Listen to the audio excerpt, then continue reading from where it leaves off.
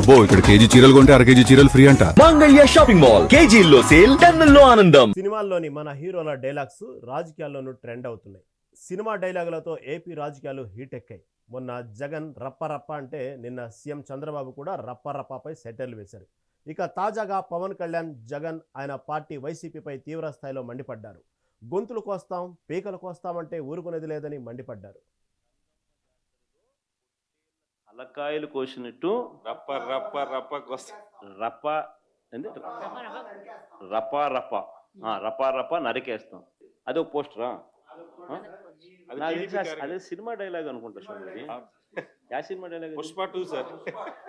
Pushpa cinema dialogue అది. Next TDP ప్రభుత్వంలో టీడీపీ వాళ్ళను రప్ప రప్ప ఏం జాతరలోది?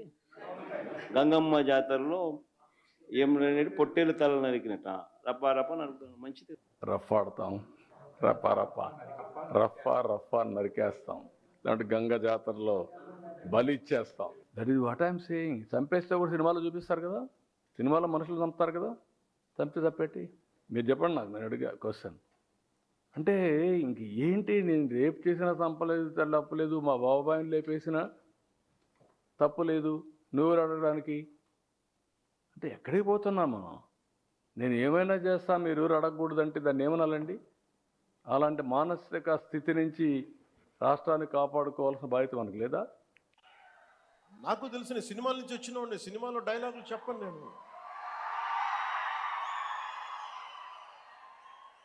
కుత్తుకలు కోసేస్తాం, మిడకాయలు కోసేస్తాం అంటే కోయడానికి మేమేమన్నా చొక్కా ఇప్పి చూపిస్తామా? మీకు తెలుసు కదా, రౌడీజానికి, గుండాలకి, గుండాగర్దీలకి బయటపడితే మన రాజకీయాల్లోకి వస్తాం, కేసులు పెడతాం. వస్తే 29లో మేము అంతు చూస్తామంటే మీరు రావాలి కదా.